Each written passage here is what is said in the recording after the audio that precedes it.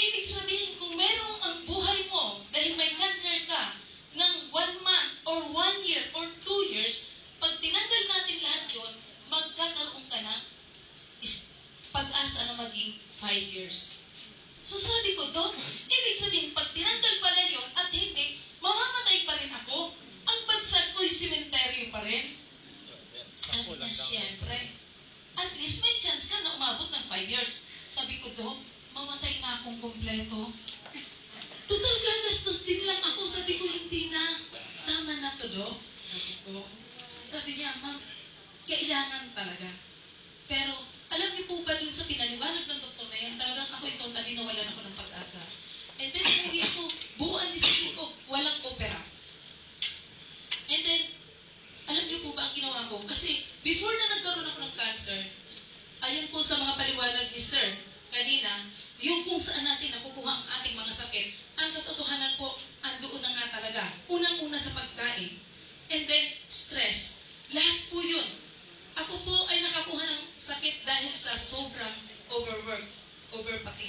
Kasi po, ang katotohanan, before na nagkaroon ako ng sakit, nagtayo po ako ng isang maliit na business, sari-sari store. Alam niyo po ba? Successful. Maliit lang po siya, pero maghapon, magdamag, araw-gabi pinipilahan ng tao. Nagtayo ako ng maliit na butika, araw-gabi pinipilahan ng tao.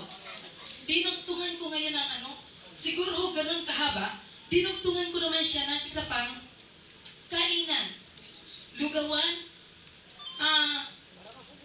kaldereta, papaitan, bulalo, lahat po ng masasarap na karne nandoon. Successful pa rin po. Alam niyo po ba ang katotohanan? Ayaw ko na halos matulog dahil ang gusto ko, kumita.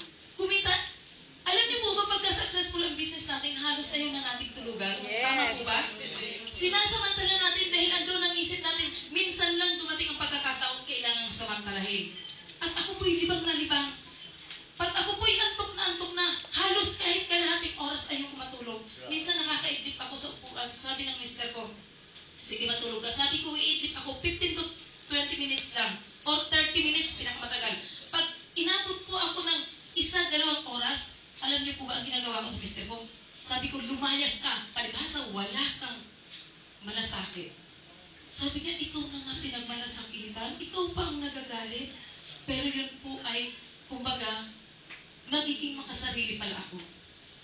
Yung care niya sa akin, hindi ko binigyan pansin. Ang mahalaga sa akin ay yung kumita.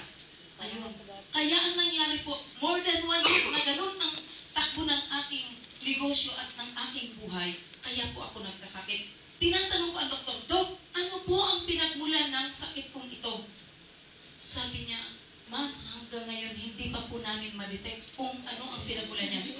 Pero ako po, ngayon, dahil buhay na buhay ako sa harap niyo, alam ko yung pinagmulan ng aking sakit. Humina ang aking immune system. Yun. Dala po ng puro karne ang kinakain ko, kulang ako sa pahinga, nung nagkukulaps na ako, na may maliit akong bukol, akala ko po, sabi ng ate ko, magpa-check up ka na. Hindi, sabi ko, wala akong sakit. Kaya ako nagkukulaps dahil halos wala akong pahinga. Pag naiidlip ko yan, magpahinga ko ng 1-2 oras, sabi ko, okay na uli ako, normal na uli. So, ganun po. Nung nag-detect ko ito, November 25, and then, alam niyo po, normal na normal ako noon. And then, November 22, nung nang ma-check ko sa aking kilos, 2 kilikili ko, na ano po siya, nagkaroon ng kulani. Sabi ko, ang alam ko, once na may kulani ka, pag hindi may bukol, may sugat ka. Sabi ko, wala akong bukol, wala akong sugat. December 23, nawala po yung, 24, nawala yung kulani. December 25, nung ako'y naliligo, pag kuskus ko ng face towel sa katawan ko, nasagi po yung gilid ng breast ko. Sabi ko, aray ko, ang sakit. Sobra po talagang sakit. Nung chinek ko, gaganitong bukol po. And then, alam niyo po ba ang ginawa ko? Dahil doon sa sobrang maliit na yun, at naisip kong cancer ang sakit ko, nahiya ako sa mga kapitbahay ko. Sabi ko, ayoko na dito. Pag umiyak po ako, nagtatago ako doon sa ilalim ng tindahan ko. And then, ang ginawa ko, para hindi malaman ng mga kapitbahay ko, at saka naghanap po ako ng ibang makakapagpagaling sa akin, Ang ginawa ko po, pumunta ako ng probinsya. Iba-ibang probinsya. Nakarating po ako, ewan ko kung sino po sa inyo ang taga Mindoro. Kilalado po si Dr. Albularyo po yan, Landong Supsop, kung tawagin. Pero ho, alam niyo po ba kung papakita ko sa inyo ang picture, maniniwala kayong aswang yon. Bakit kanyo? Nung sinipsipan yung likod ko, ginaganon yung ng ipin yung likod ko, sa gitna may tumutusok. At nung natapos po yun, lumabas ang dugo. Yun. Alam niyo po ba, ang pinagpagamutan ko, espiritista, kung ano-anong mga albularyo. Nakarating po ako ng Mindoro, nakarating ako ng Bicol, nakarating ako ng Bisaya, ng Samar. Kung saan, lahat po ng mabalitaan ko dahil may pera ako na nakakapagpagaling ng cancer, pinuntahan ko po yun. And then lahat po ng mabalitaan ko ng mga food supplement na makapagpapagaling ng cancer, binili ko rin po yun. Alam niyo po ba, kay Dr. Ilicanyo, weekly po, ang maintenance kong gamot doon, more than 5,000. Hanggang sa month of November po, halos ubos na ang lahi ko. Umabot na ng more than 500,000 ang naubos. And then yung aking pinagsikapan, wala na po. Daan-daan na lang ang lumalabas doon, hindi na libo. Dati sabi ko, nung ako'y nagtitinda, puno lagi yung bulsa ko. Sabi ko, at least naranasan kong humiga sa pera. Paghiga ko po, pansapin ko doon sa higangan ko yung pera. Ayun. Ang sarap po kayong imagine doon. Pero, sa ngayon po, pag may sakit ka na, wala pa lang halaga lahat yun. Lahat ng masasarap na pagkain, lahat kahit punuin ka pa o paliguan ka pa ng pera, useless po lahat. Alam niyo po ba yun? Kaya sabi ko talagang sobra. Sa loob po ng 4 na araw, 4 na buwan, nung pumutok ang aking bukol na, kasing laki nito, para po siya naging pigsa, ganito kalaki siya. And then pumutok siya parang pigsa. Sa loob ng 4 na buwan, lumaki po siyang ganong kalaki. And then, naisip ko po, month of November, bumalik na ako sa doktor, magpa-tanggal na ako. Sabi ko, bahala na. Ang breast lang muna patatanggal ko, o yung bukol, ay yung sugat. Dahil yung sugat po pala na yun ay hindi gumagaling. Yan ang sugat na hindi gumagaling. Ayan po siya. Ngayon, nung nag-decide po ako, ang problema ko, wala na akong pera. Yung aking pong kaibigan at yung mga samahan namin, nag-ano sa akin na talagang wala na talagang pag-asa. Wala na. And then, pumunta po ako ng St. Luke, pumunta ako ng PGH, pumunta ako ng Manila Sanitarium, pumunta ako ng Est Avenue. Alam niyo po ba? Tinanggihan ako. Ang sabi nila, kailangan i-chemotherapy dahil sa sobrang laki na yan ng sugat, mas malaki pa po dyan nung ako'y naoperahan. Lumaki ng todo yung sugat, hindi na po pwedeng i-close yun. Kaya kailangan daw i-chemotherapy. Alam niyo po ba sa Manila Sanitarium, nung ako'y sabing i-chemotherapy, sobra po ang panginginig ng katawan ko. Talagang sabi ko, hindi ko kaya yan, ayoko niyan. Di bali na lang, katayin na lang ako. Huwag lamang akong i-chemotherapy. And then talagang, ilang pastor po doon ang talagang kinakausap po ako, kinakaunseling ako, para lang ako makumbinse, pero hindi po talaga. And then, nung wala na po akong pag-asa, dinala ako ng kapatiran namin, sister po namin sa church. And then, dinala po ako kay Dr. Yasoy. Nung dinala po ako kay Dr. Yasoy, talagang hirap na po ako. Ultimo maglakad kami papunta dito sa office. Talagang hirap na po ako noon. Halos kulang na lang mag-collapse ako. Hanggat may hakbang ko ang ako, humahakbang ako. And then nakarating po kami kay Dr. Yasoy. Sabi ni Doktora, niresetahan niya ako, worth 5,000 plus. Yung nireseta niya sa aking gamot. Sabi ko, Panginoon, hindi ko na kaya to, wala na akong pera. Talagang sabi ko, wala na talaga akong pag-asa. And then, ang ginawa po nitong kaibigan ko, hindi ko alam. Siya pala, may mga kinakausap siya mga kaibigan namin, and then yung isa kong kapatid, kinumpinsi niya na bumili ng gamot ng forever.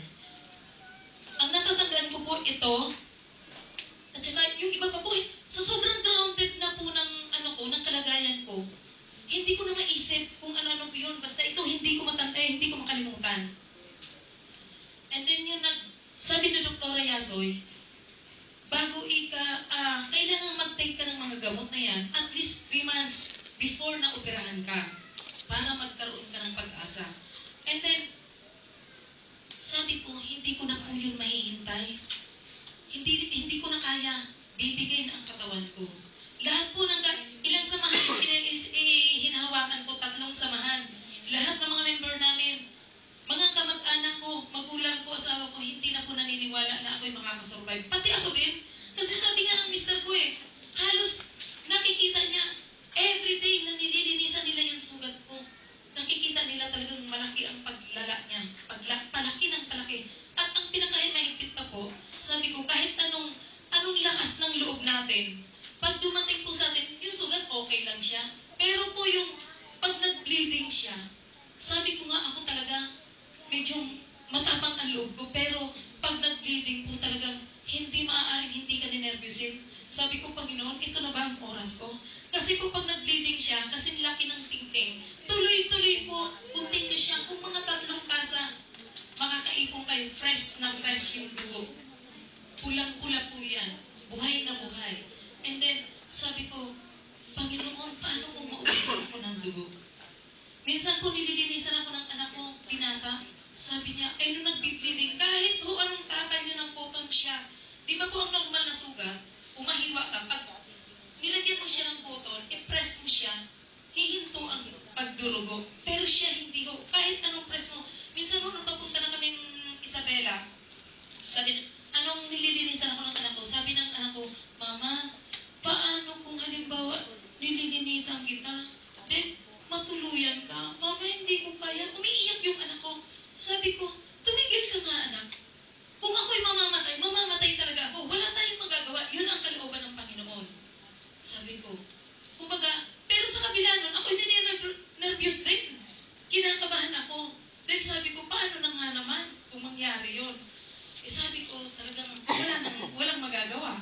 Yun na talaga. And then, nung papunta po kami ng Isabela, may nakapagsabi sa akin na doktor doon na may chance pa. Pero sabi niya, kaya ko i-close yan. Operahin and then ma-close ko siya. Pero, pwede kang mamatay habang inooperahan or after maoperahan. Dahil sa kalagayan mo. And then sabi ko, Dok, kahit na po ano ang mangyari, inihanda ko na po ang aking sarili. Alam niyo po mga kasama, mga kapatid, kaibigan, kung tayo po ay may cancer, ang isang mai-advise ko po sa inyo, may share ko sa inyo, totally surrender sa Panginoon. And then, faith po talaga.